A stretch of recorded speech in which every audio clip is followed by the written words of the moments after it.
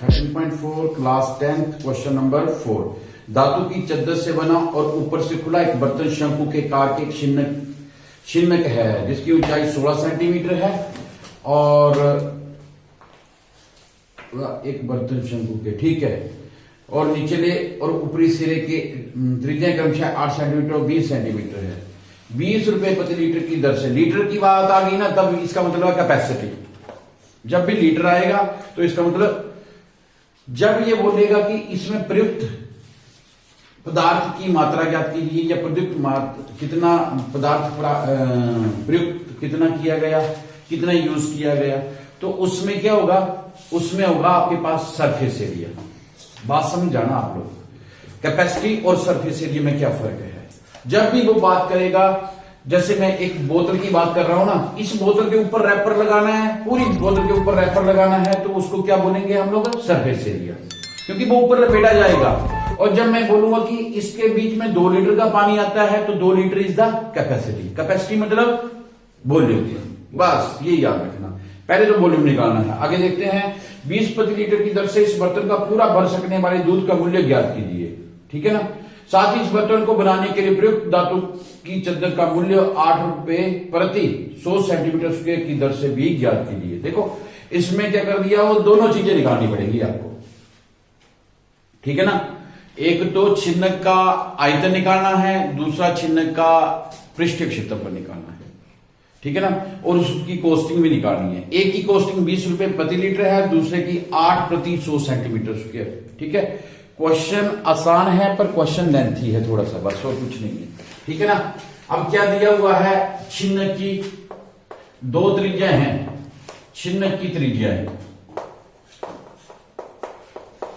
Question number 4, ठीक है ना, क्लास 10।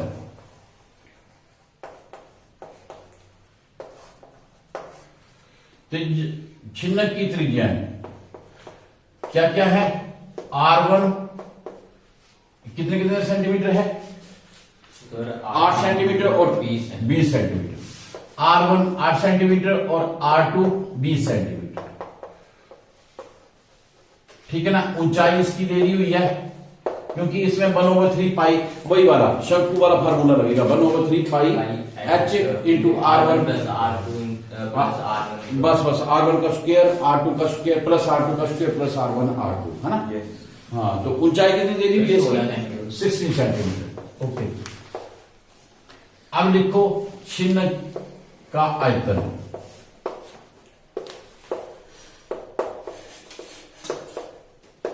छिन्नक का आयतन कितना होता है आपके पास, जो अभी आपने फार्मूला बताया, ठीक है ना। R1 square plus R2 square plus R1 R2, R1 into R2, ये है, ठीक है।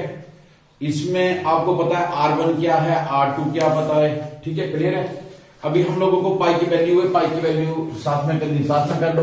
1/3 पाई की जगह पे 3.14 इंटू H की जगह पे 16, R1 स्क्वायर 8 का स्क्वायर प्लस R2 का स्क्वायर 20 का स्क्वायर प्लस 8 इंटू 20। ओके, अभी कैलकुलेशन करोगे आप लोग, 3.14 इंटू 60, ठीक है ना।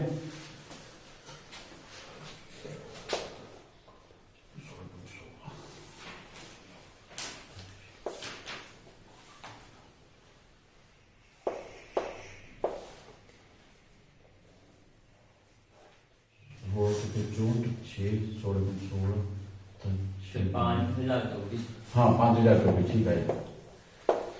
64, 400 और 160, है ना सर। इनको से जोड़ भी सर 600 to 4 आ जाएगा ना, तो वो चेंज कर जाएगा। वेरी गुड, कितना आएगा सर, 600 to 4, 4 6 6 12 4 5 6, बिल्कुल सही है। 3 2 6, 3 8 24, 20 इंटू 5024, ये आपको कैलकुलेशन करनी पड़ेगी।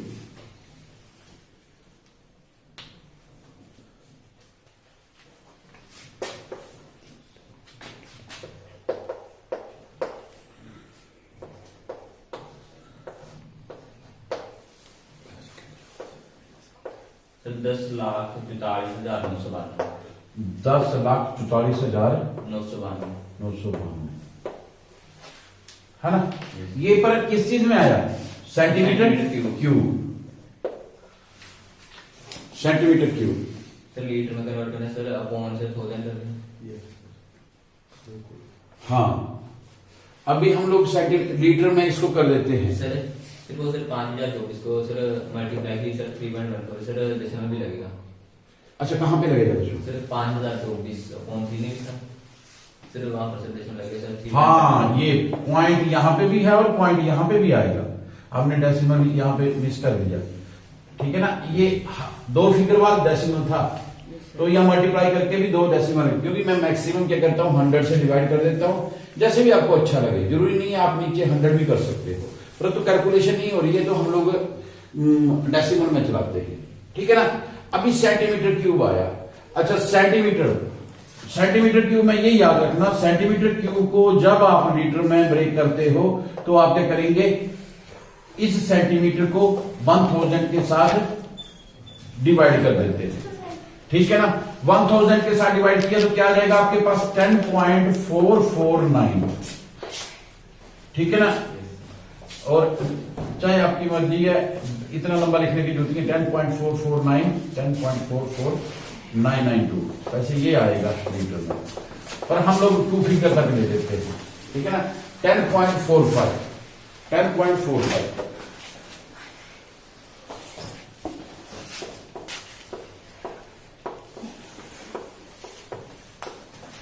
अब इसने एक क्वेश्चन में आगे क्या बोला है, इसकी कॉस्टिंग कितनी बताई है? 1 लीटर की कॉस्ट इसने 20 रुपए बताई हुई है। तो हमने टोटल अब तो आ गया, एक तो क्वेश्चन, एक तो आंसर आ गया आपके पास, ठीक है ना। ये वाला हम दूसरे क्वेश्चन के लिए यूज कर लेंगे, अभी यहां पे करते हैं, ठीक है ना। क्या लिखा हुआ है? 1 लीटर दूध का मूल्य हाँ, 20 रुपए। 1 लीटर दूध का मूल्य 20 रुपए, ठीक है ना। तो 10.45 लीटर दूध का मूल्य कितना होगा? 10.45 इंटू 20,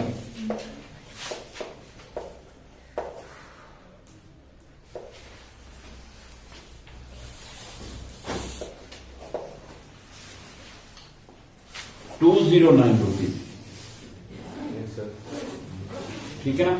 209 रुपीज पहला आंसर आ गया आपके पास। यहां पे डेसिमल लगेगा ना, ये कैंसिल हो जाएगा।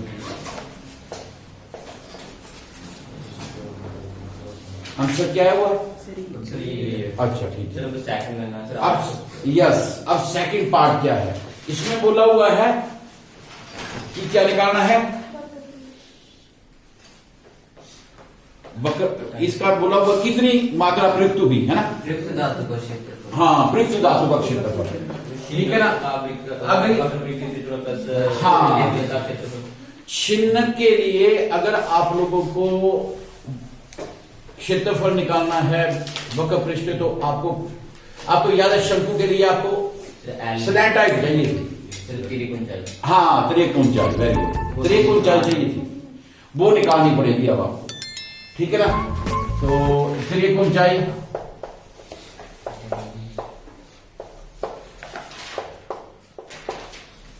आपके पास वैल्यूज दी हुई हैं त्रिक ऊंचाई की। आप लोग how you can find out the value?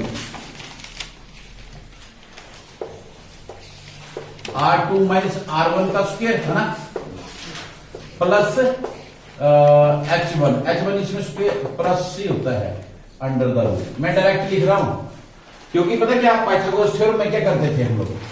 L is equal to R square plus H square, याद है ना। तो R स्क्वायर में अब क्या आ गया आपके पास? अब इन दोनों का R2 माइनस R1, ठीक है ना, R2 minus R1 plus H1 का स्क्वायर, ठीक है। ये समझ आ गया। ये फार्मूला है त्रिक ऊंचाई का, कल हमने किया था ये फार्मूला, ठीक है ना। अगर फिर भी डाउट होगा तो मैं बता दूंगा, ठीक है ना। R2 क्या है आपके पास 20 और R1 क्या 8।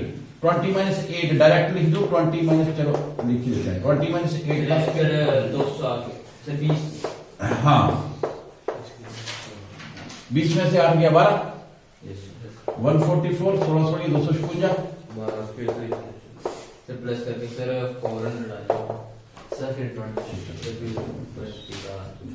यस ये आ गया 20, तिरक की ऊंचाई आ गई 20 सेंटीमीटर। ठीक है ना।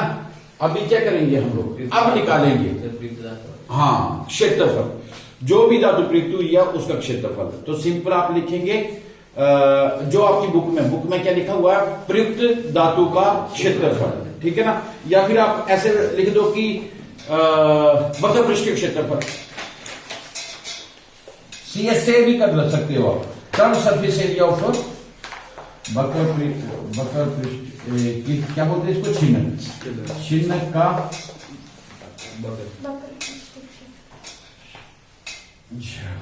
छिन्नक का वक्र पृष्ठीय क्षेत्रफल, वक्र पृष्ठीय क्षेत्रफल।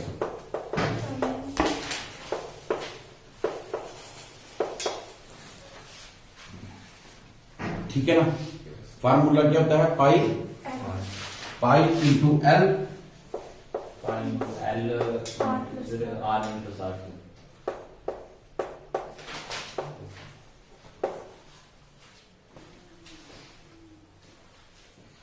ठीक है रजत, यहीं पे ना।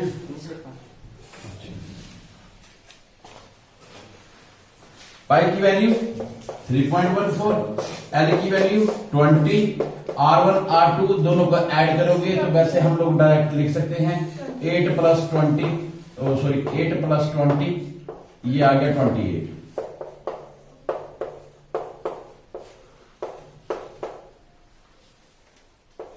ठीक है, ऐसे ही आएगा 100, एक जीरो के साथ जीरो, फिर मेरे पास यही बदला है। तो इससे अच्छा हम लोग मल्टीप्लाई करते हैं, 314 × 56।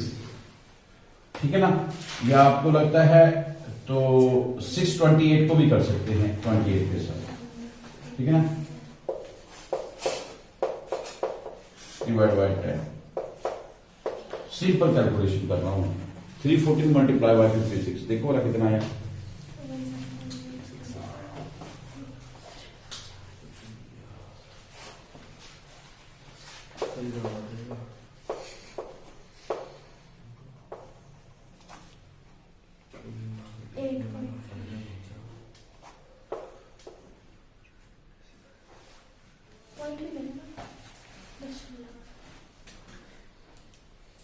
पहले मल्टीप्लाई के लिए बोला आपको, पॉइंट की मत टेंशन लो,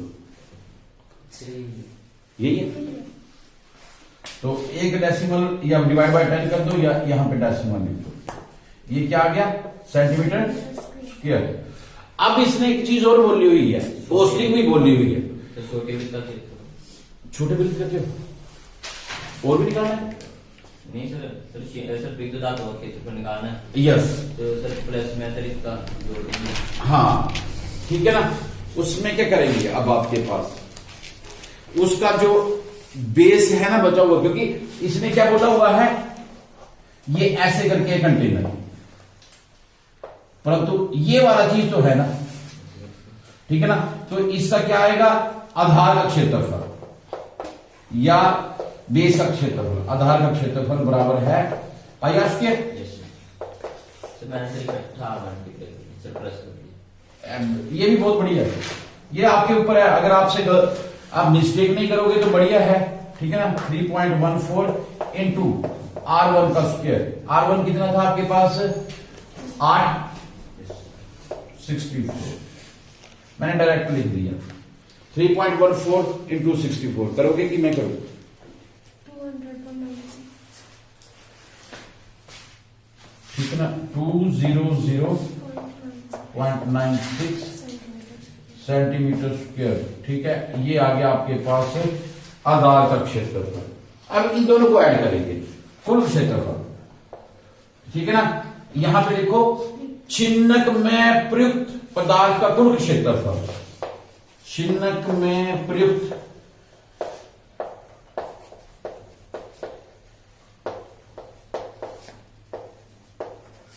प्रयुक्त पदार्थ का कुल क्षेत्रफल, दोनों को ऐड करते। ठीक है ना। 1758 0.4 प्लस 200.96, ठीक है ना। यहां पे जहां भी आपको जगह मिलती है वहां पे कर सकते हो आप। मैं यहां पे कर देता हूं 0.4 जीरो कर दिया मैंने, 200.96, 6 13 1 9 5 9 1 1959। यही आया था सुशांत आपका 1959 959.36 सेंटीमीटर स्क्वायर। अभी 100 सेंटीमीटर स्क्वायर का खर्चा कितना दिया? 8 रुपीज, है ना। 100 सेंटीमीटर का 8 रुपीज। करो फिर 100 सेंटीमीटर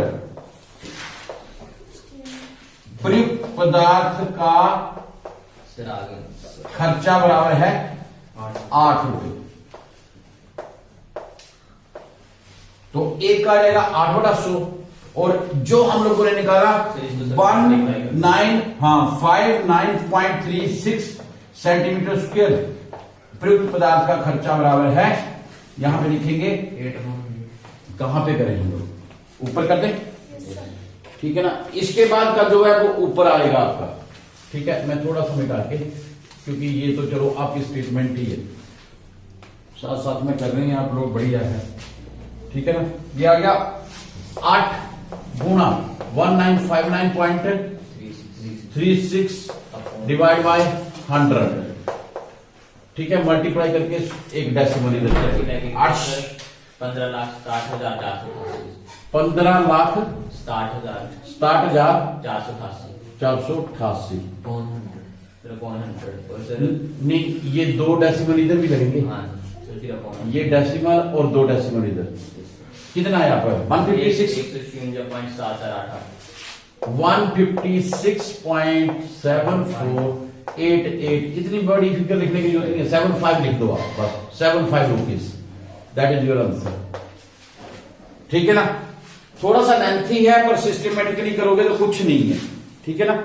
आपका आंसर बुक में क्या आया हुआ है 5 मेरे को लगता है यहाँ पे, क्योंकि ये 2 फिगर तक ही लेता है, पैसे हमारे 2 फिगर तक लेते हैं 1.156.75। हाँ, पता लग गया ना क्यों किया हुआ है, एक क्यों ऐड कर दिया, तो that is known as complete figure 156.75 rupees. That is question number 4 class 10, ठीक है। अच्छे से करना है, अगर फिर नहीं पता लगेगा हम लोग दोबारा भी कर सकते हैं, ठीक है ना। बाकी लाइक शेयर एंड सब्सक्राइब।